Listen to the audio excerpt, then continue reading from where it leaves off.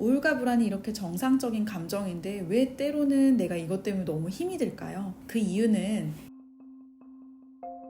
안녕하세요. 한방신경정신과 전문의 평온한의원 손성은 원장입니다. 오늘은 감정에 대해서 좀 이야기를 해볼 건데요.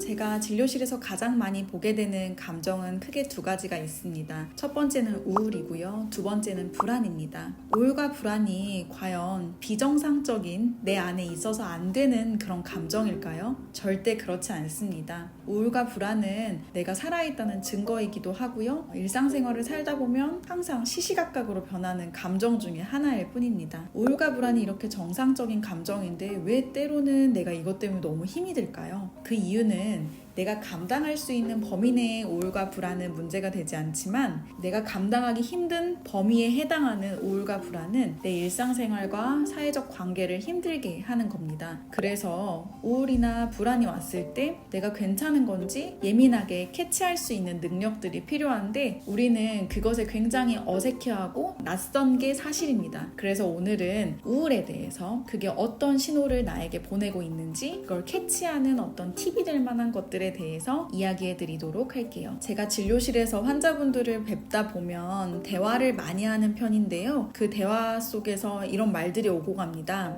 선생님, 제가 요새 재밌는 일이 없어요. 몸 여기저기가 불편해요. 이렇게 몸과 마음이 예전과 다르다고 느끼셨다면 사실 반은 이미 해내신 것입니다. 우리가 나의 몸과 마음에는 굉장히 무심한 것 같아요. 꼭 필요한 케어를 놓치시는 경우가 꽤 많습니다. 그게 너무 안타까워서 오늘은 우울증의 어떤 신호에 대해서 말씀드리겠습니다. 몸이 보내는 우울증 신호에는 몇 가지가 있는데요. 한번 살펴보도록 할게요. 첫 번째는요, 가장 일반적으로 우울합니다. 우울증은 당연히 우울한 감정이 올라오는데요. 이유 없이 눈물이 막 쏟아져 내리기도 하고 그렇기도 하지만 오히려 이게 짜증과 화가 많아지는 쪽으로 나타나시는 경우도 많습니다. 많은 분들이 스스로 우울하다고 인식하시기보다 요새 짜증과 화가 늘어서 그것 때문에 본인이 힘들다라고 호소하시는 경우가 참 많고요. 또는 아무것도 할 힘이 없어서 누워있게 됩니다 라는 무기력함과 의욕저하를 말씀하시기도 합니다. 제가 지금 진료하고 있는 환자분께서도 어떤 말씀을 하시냐면요. 예전에는 먹고 싶은 것도 있었고 하고 싶은 것도 있었고 사고 싶은 것도 있었고 그랬는데 요새는 아무것도 의욕이 없어서 그냥 만사가 다 귀찮아요 선생님 말씀하시는 경우가 있었습니다. 무기력함이 우울증의 큰 한 축이라서 내가 예전과 달리 좀 의욕이 많이 떨어지고 있다면 이 부분도 우울증의 신호일 수 있겠다 이렇게 생각해 주시면 좋겠습니다. 그리고 먹고 자는 것에 변화가 생깁니다. 가장 일반적으로 우울증에 많이 동반되는 변화는 수면의 변화입니다. 너무 많이 주무시는 경우도 있고요. 불면증이 갑자기 생기시기도 합니다. 불면증은 크게 세 가지 정도로 말씀드릴 수 있습니다. 첫 번째는 잠들기 힘든 경우가 있고요. 두 번째는 자다가 깨서 다시 잠들기 힘든 경우, 세 번째는 중간에 자주 깨는 경우가 있습니다. 이렇게 잠의 질이 예전과 다르게 많이 떨어지게 되는 불면증, 그리고 많이 주무셔도 여전히 피곤한 것, 이렇게 수면의 변화도 우울증의 신호일 수 있습니다. 그리고 또 있는데요. 먹는 것에 대한 변화입니다. 우리가 먹는 거 그냥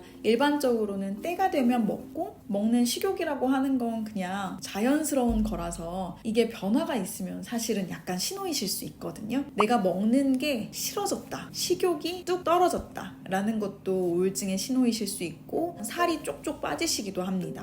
식욕이 너무 많아져서 오히려 막 먹다 보니까 체중이 불어나는 경우도 생깁니다. 전과 다른 식욕에서의 변화가 동반된다면 이것도 우울증의 신호일 수 있습니다. 또 판단을 내리는 게 꽤나 힘듭니다. 걱정이 많아지고 불안도가 상승하는 것도 우울의 한 단면이거든요. 그래서 예전과 달리 우유부단해지고 결정을 내리는 것들이 힘들어지는 그런 상황들이 생깁니다. 제가 진료하는 환자분들 중에서 하지 않아야 될 걱정들을 많이 하시기도 하고요. 그게 건강에 대한 염려이실 수도 있고 또는 경제적인 걱정이실 수도 있습니다. 불안도와 긴장도가 상승하시게 되면서 하면서 생각이 오히려 정리가 되지 않고 굉장히 혼란스러워 하시는 경우도 참 많습니다. 정신운동지체라는 표현을 쓰는데요. 이게 어떤 말이냐면 행동이 전보다 느려지고 집중력이 떨어지는 것을 의미합니다. 예를 들어 출근하기 전에 우리가 씻고 준비를 하는데요. 약간 그런 경험이 있으실 수 있어요. 내가 원래 씻는데 한 5분이면 씻는데 내가 언제부턴가 씻는데 걸리는 시간이 10분이 되고 15분이 된다. 그래서 내가 지각을 하게 된다. 이런 변화도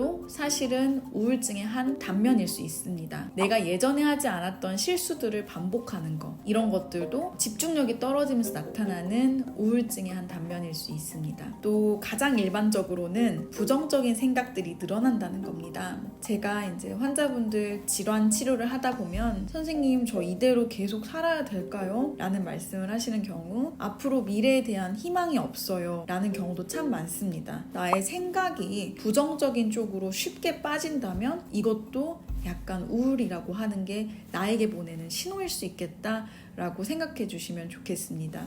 우울증이라고 하는 게 사실 말이 주는 약간 부담감이 있는 것 같아요. 우울과 불안은 너무나 정상적인 감정인데 마치 우울하면 안 될 것 같고 불안하면 안 될 것 같고 이 감정들이 밖으로 표현되었을 때 나에게 굉장히 뭔가 불이익이 있을 것 같은 그런 걱정을 가지고 계신 분들도 많고요. 하지만 우울과 불안은 내가 잘 흘려보낼 수 있다면 나를 성장시키는 원동력이 되기도 합니다. 누구나 겪을 수 있는 우울이라고 하는 감정 앞에서 제가 오늘 설명드린 이런 어떤 변화들이 최근 나에게 있었다면 적극적으로 도움을 받으시는 것을 권해드립니다. 오늘도 시청해주셔서 감사합니다.